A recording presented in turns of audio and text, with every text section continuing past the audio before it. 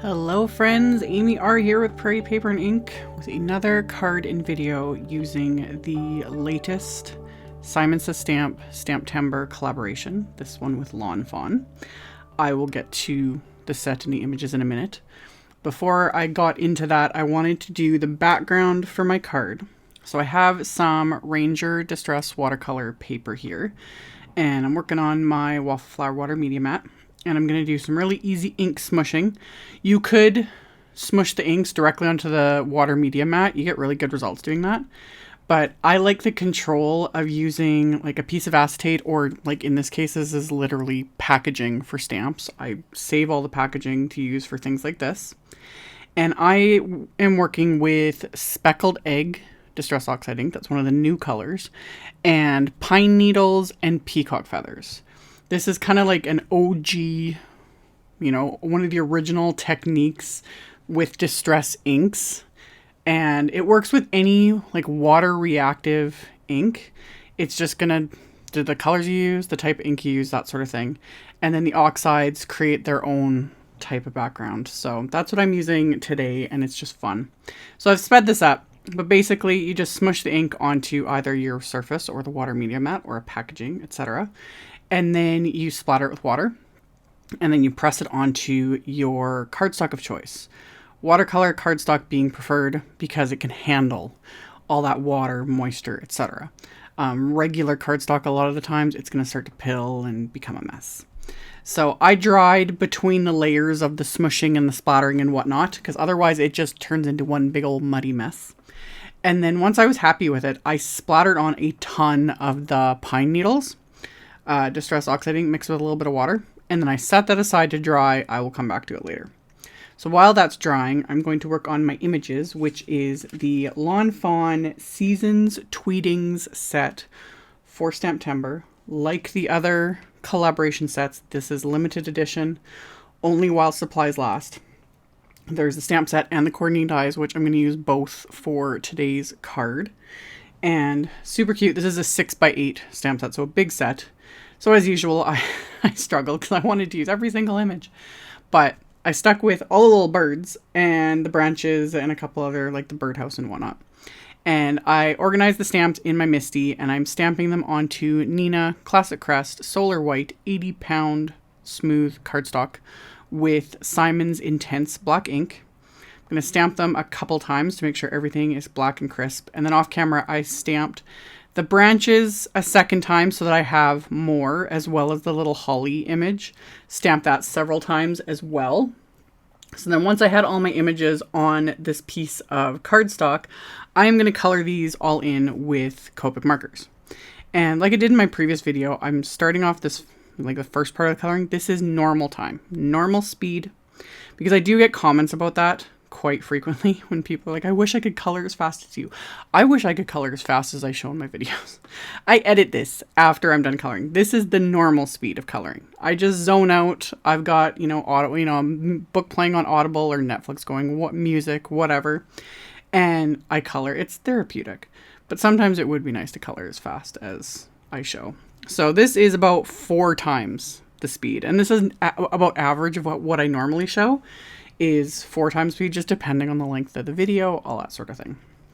But anyway, I kept my coloring fairly simple, still going darkest to lightest, because that for me, again, is just force of habit after all of these years. And I started with the browns, doing the branches and the little antlers on the one bird. I love it. There's also additional little images in the set that you can decorate and like dress up the other birds with. You can add scarves and earmuffs and all that stuff. It's just cute. Or you could use those to add to other little characters, because of course it's Fawn. Fawn has a ton of little critter stamps, so you can kind of mix and match. That's also, I sort of got hung up on that because I was like, oh, I could pull out all those Fawn stamps, just like Mom Elephant. I hoard Fawn. I collect it. I have an insane amount of it. Why I don't use it very often in videos, I don't know. I get joy even just like flipping through my collection. It's a weird thing. But anyway, at this point I have sped up the coloring. Right now it's at about 8 times faster, which again, it just works. So I did warm grays for all the birds. I was going to do them all yellow because I don't know why. I look at little images like this and I immediately think of little yellow birdies. But I went with warm grays instead.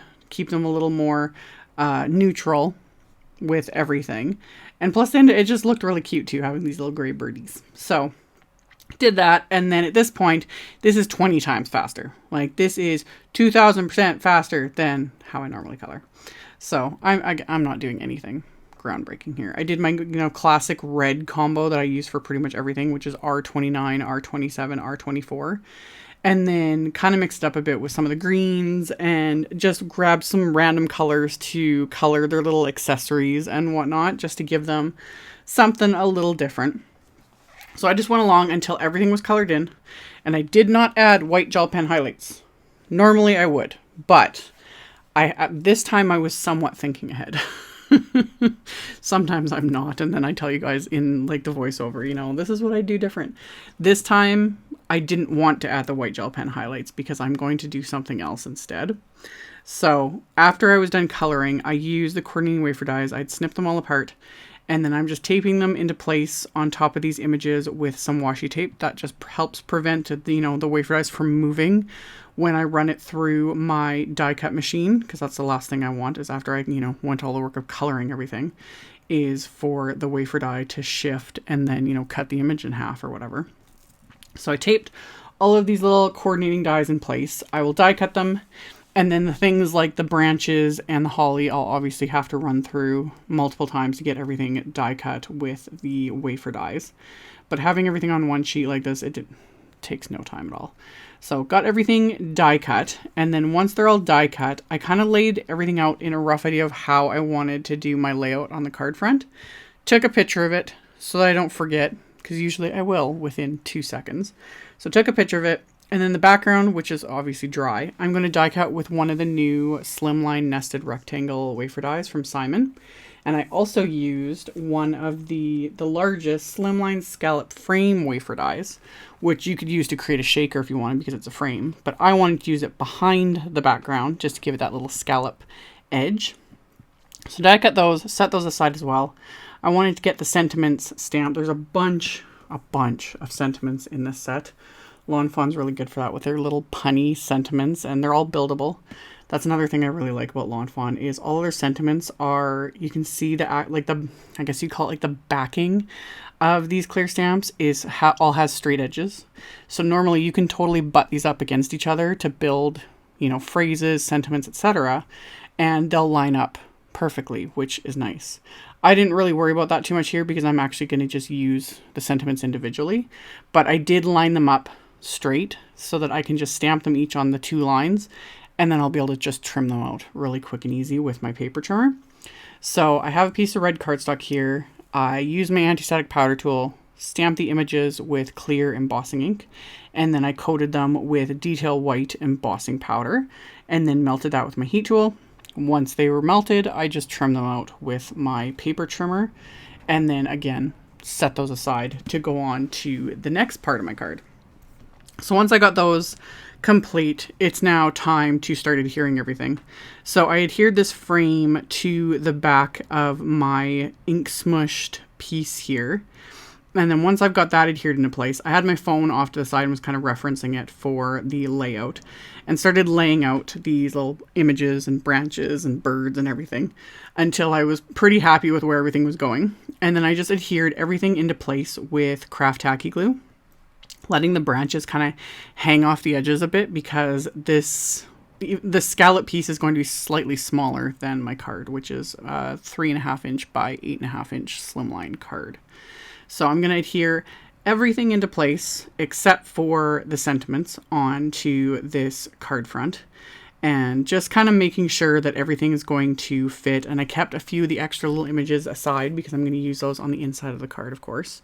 So once I was happy with that, this is why I didn't add the white gel pen highlights. I put the whole card front into my splat box, and I'm going to splatter everything with, I'm using my Amsterdam white liquid ink. Ranger's Picket Fence white paint works really well for this as well. I was going to do the splattering just on the background, but then was thinking ahead which again, yay me, because normally I don't do this. But the splatter would look really cute over the images as well. It gives it that kind of snow look. So I splattered the entire background and the images with this white ink. And then after I did that, of course, I'm going to add some shimmer splatter. So I have my Ranger Perfect Pearl powder that I keep in a little mini mister bottle with water that needs to be shaken up really, really well, because the powder will always settle to the bottom of the container. So I shake it up really, really well, and then same thing. I splatter this all over the background. I'll show at the end of the video the shimmer from that. I can't not use it. Doesn't matter what I'm doing. It's like, oh, this needs shimmery splatter. So I've splattered that whole thing, set that aside, and then I'm just going to work on the inside of my card. So the card base, like I'd said, is a 3.5 inch by 8.5 inch slimline card. And I've got my little extra images here. I also pulled out, there's cute little like wavy singing sort of sentiments in this set as well, and some little music notes. So I pulled those out and just put them on acrylic blocks because I thought that would be just a cute little addition to this as well. And then I'm going to adhere the little branches and a couple little birdies to the inside of the card. And then once those are adhered into place, I can stamp the little fa la la la la sentiment here, and then the little music notes. So the birds are like singing on the inside. It's just cute. I love it. So stamped all of those onto the inside of the card here. And then I'm going to adhere a couple of those heat embossed sentiments that I had done on the red cardstock. So then the inside will say, "May your days be merry and bright." And then for the front of the card, I'm just going to adhere the little seasons tweetings that I'd picked out. I'm going to adhere those with some thin 3D foam squares just to give them that little extra bit of dimension. So got those adhered, peeled off, and then stuck those onto the card front. And then once that was in place, I can adhere this to my card base. And as always, like a broken record, you could stop here, always, but I'm not gonna. I'm gonna add some bling, because why not? And it's a slimline card, there's extra space. So I pulled out some of my Studio Caudia crystals. I have the snow crystals, which are the white ones, some apple green crystals, just to add that little bit of green to it. And then of course the iridescent ice flakes that I always pull out when I'm making like holiday type cards. So sprinkled these rather liberally, of course, through this background.